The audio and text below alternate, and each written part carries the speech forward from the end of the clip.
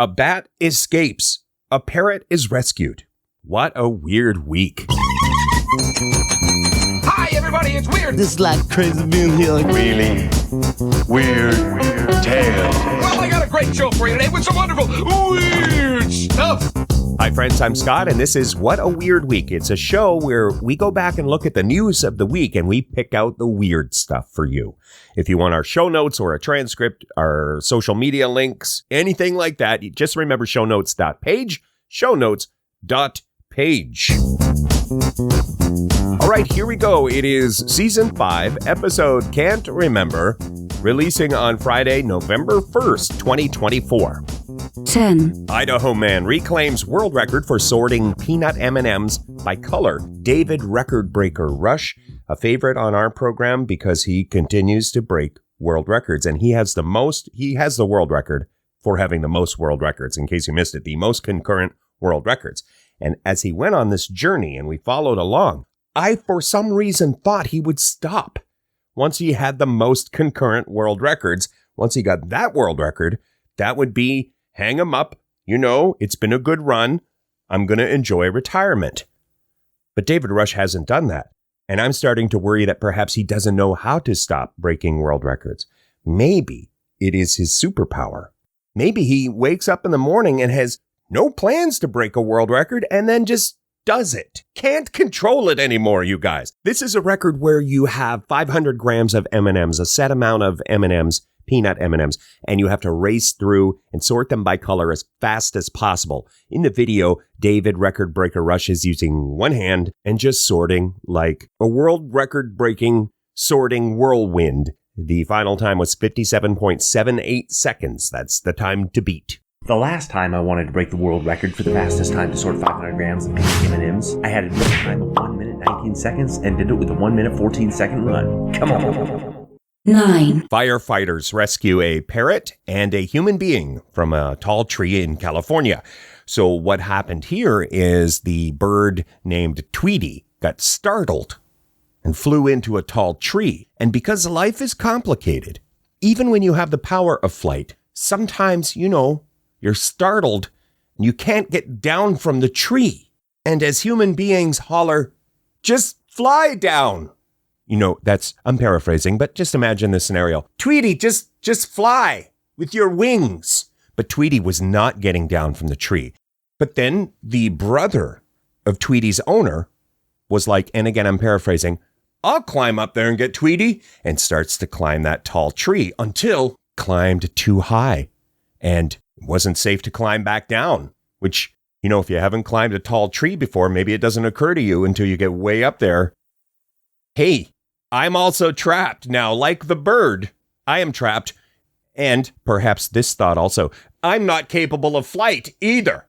Now we're both stuck. That's kind of the scenario. And shout out to Truck 17, the first responders who rescued Tweety the bird and also the human being from the tall tree in California. Firefighters staged an unusual rescue operation to save a man and a parrot. This all unfolded just before 9 o'clock tonight on Beach Boulevard near City Hall. A young woman out for a walk with her family had her cockatiel on her shoulder, and at some point the bird got startled and flew off into a tree. A family member climbed the tree to try to rescue the parrot, but became stuck about 25 feet up. I think maybe the moral of the story is that tall trees are not necessarily our friends, but mid-sized trees, you're okay in my books. The next one is the town in Western Canada where no one wants to be mayor. What's going on, Kyle?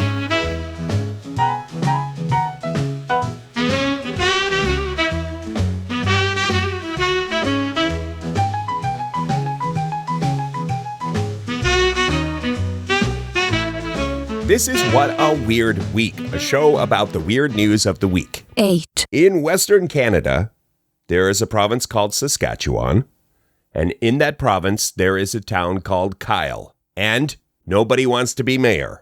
They've tried twice, application rounds a couple of times, and nobody wants to be mayor of Kyle. They have an election coming up. What's going to happen? Is it going to all fall? It'll all land on the deputy mayor's shoulders. if nobody steps up to run for mayor of Kyle. Now, population of Kyle is 400 and something. Heavy is the head that wears the mayoral crown, right? We all can relate to not wanting to step up to do more work, but it seems like this would be a great opportunity if you were interested in politics and nobody's running against you.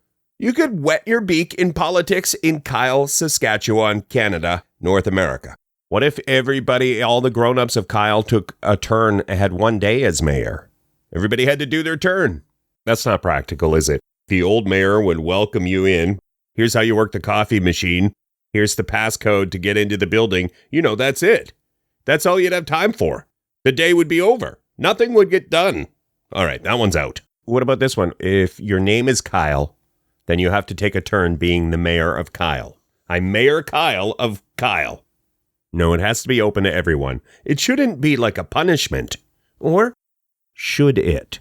Anyway, Kyle, I'm brainstorming here. If I come up with something good, I'll let you know. Good luck, residents of Kyle, Saskatchewan. 7. Number 7 is the daring bat escape. This occurred at a zoo in Germany, and it made headlines when the bat was discovered to have escaped the zoo in the jacket of a visitor. This was not a smuggling out a bat situation. This was a bat using its extreme cunning to hide in the jacket of a visitor. So first things first, the bat's okay, the visitor's okay. Second thing, now when you go to visit the bats in the zoo in Germany, you have to strip down to a unitard so that the bat has nowhere to hide. No, that part, I just made that up, but it seems like a pretty good idea. Listen to what happened, actually. This would freak my bean, you guys. The visitor of the zoo got home, took off her jacket, and the bat fell to the floor. That's it. I'm out at that point. Call the realtor. We're selling this place. I'm not coming back here. But this person cared for that bat, gave the bat honey, water, and banana until the next day when the bat could be safely returned to the zoo. The bat's doing fine. It was a leaf-nosed bat, and it's doing fine. If they don't rename that bat Houdini, right? Next, we have another zoo story, but it's a lot freakier than the bat falling on the floor out of the person's coat. In my personal opinion, a mysterious creature in the zoo in Bristol. That one is next.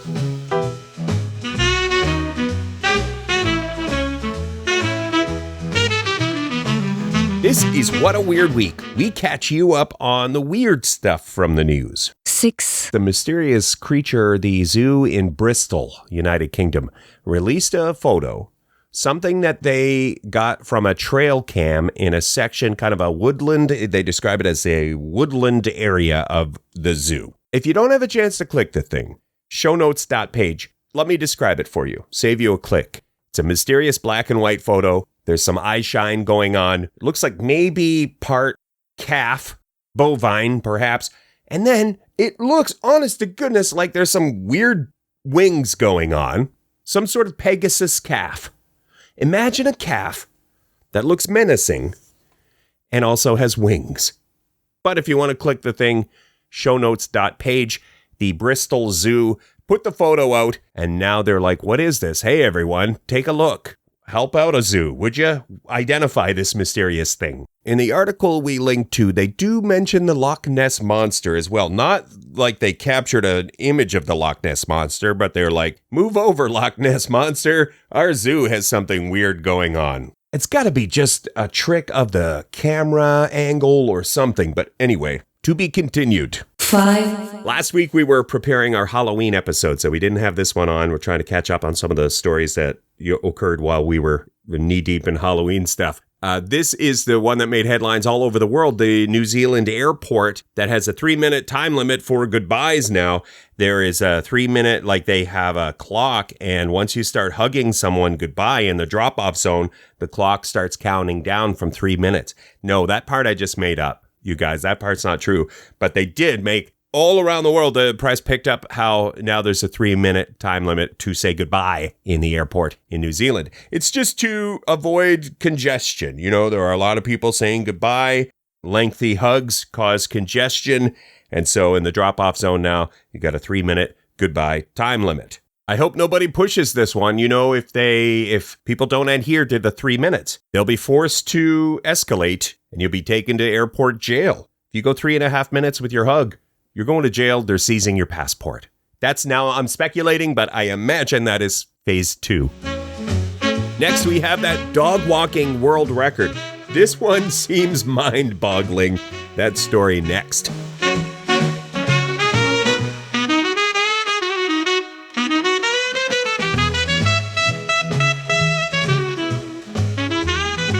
This is What a Weird Week. It's a show about the weird news that happened this week. 4, Mitchell Rudy, who is a Canadian, you know, our show originates in Canada, so listen, I'm going to level with you. Proud of Mitchell, who set a Guinness World Record and made headlines by walking 38 dogs on a leash for over half a mile. 38 dogs at one time, new world record.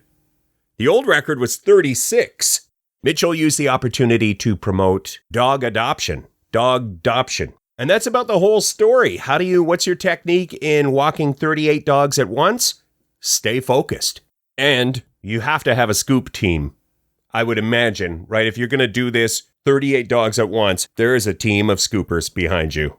If you'd like to see photos and stuff, we have a link. Click shownotes.page. 3, You know the folks at Werther's Originals, maybe not personally, like perhaps you do. Eldon, he's a good fellow, and also Charisse. She does great work. I'm just kidding. What I meant to say was, are you familiar with Werther's Original toffees, caramels, however you think of them in your brain? Delicious candy. Werther's Original candies. Those things are delicious. And now the folks behind those candies have issued a limited edition pair of pants with 30 tiny pockets to hold your candies. Tiny pocket pants. 30 tiny pockets. Candy pants. They've issued candy pants. This was all a publicity a means to get attention for the brand, an opportunity to play a contest and win some Werther's candy pants. That's not their official name, by the way. Werther's Original Pocket Denim. This one is one of the stories that came out while we were prepping the Halloween episode, so we're a little bit late on this one, but if you want to do a deep dive into what exactly are candy pants and where do they put all the pockets for your candies, are they all in one straight line down the front? Well, I don't want to spoil it. You could click the thing, we have a link in the show notes, or go shownotes.page. Up next, we have a follow-up to a story that we've been tracking, the iron chestnuts debacle.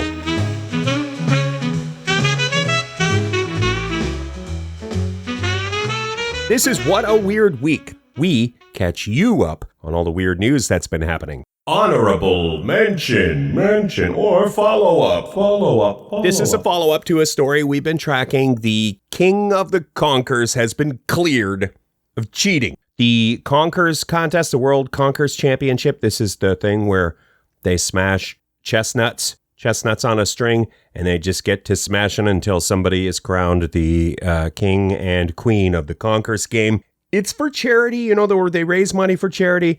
Gets in the press every year because, I don't know, people love chestnuts? Not sure. Get back to you on that one. But anyway, the scandal was the fellow who won this year. I mean, you're supposed to use your average chestnut, no monkey business. And then somebody was like, oh, that fella, 82 years old, the fellow who won, Dave, he's got metal chestnuts. And he did have some sort of decorative chestnut curiosity piece, you know, like something you'd see on a knick-knack shelf. He was not using them for a competition, and he has been cleared of all wrongdoing. Congratulations, Dave, King of the Conkers. 2, Number 2, the lady from Bangladesh who set a Guinness World Record for eating 37 grains of rice in a minute. First, you got to eat them one at a time, and you got to use chopsticks. This is another one of the stories we meant to cover sooner, but we took a break from regular coverage to do our Halloween episode. So this one slipped through like a grain of rice slipping through the tines of a fork or some other simile. Anyway, you just have to be patient, steady-handed, I guess have a bit of an appetite, 37 grains of rice, and you have a minute to consume those. The lady beat the old record of 27 with her new 37 grains of rice world record. Maybe this is a record you want to try to beat this weekend. You can click the show notes or go shownotes.page. I will give you this pro tip. If you're going for the world record of eating a single grain of rice, like rice, one at a time for a minute using chopsticks, here's the pro tip. Don't get good rice. Delicious fried rice from your favorite restaurant. You start eating that one grain at a time, and pretty soon you're going to crack, and you're just going to start shoveling that rice in because it's so delicious. So, semi-gross rice. That's my suggestion. Honorable mention. This one's terrible news, everyone. Standing desks from our friends at Study Finds.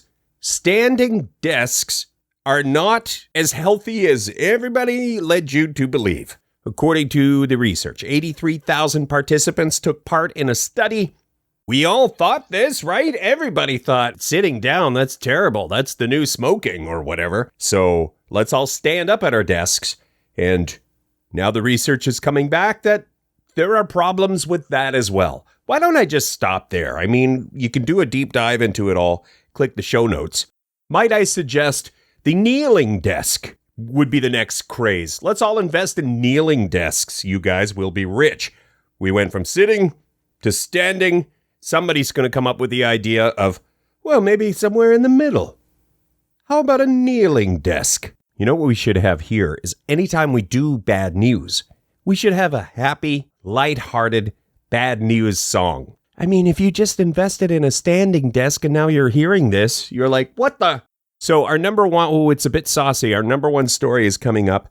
Now please enjoy this lighthearted, terrible news song. Terrible news. Yeah, yeah. Terrible news.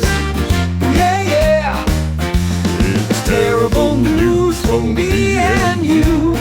Terrible, terrible news. We got terrible news. Hey, hey, we got terrible news. Yeah, yeah. We got terrible, terrible, terrible, terrible, terrible, terrible news.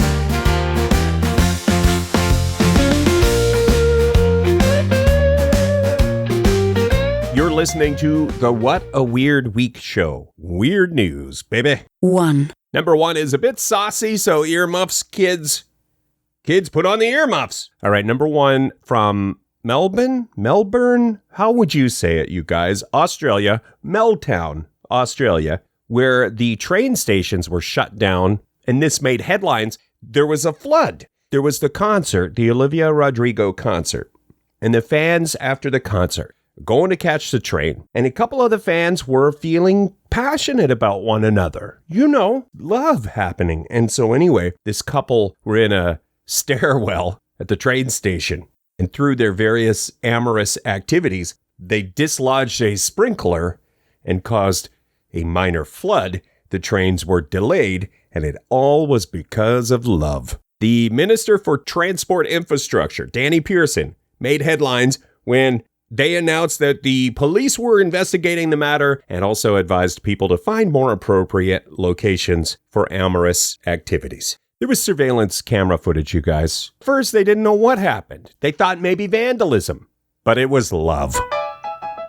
That's a wrap on this episode of What a Weird Week. Thank you for listening. You can get all our social media or find out more about the podcast and that if you click shownotes.page. Also, there's a button there you can click to listen to Funhouse Radio. We are part of the weekend broadcasting schedule on Funhouse Radio. We will catch you next weekend for more weird news on What a Weird Week.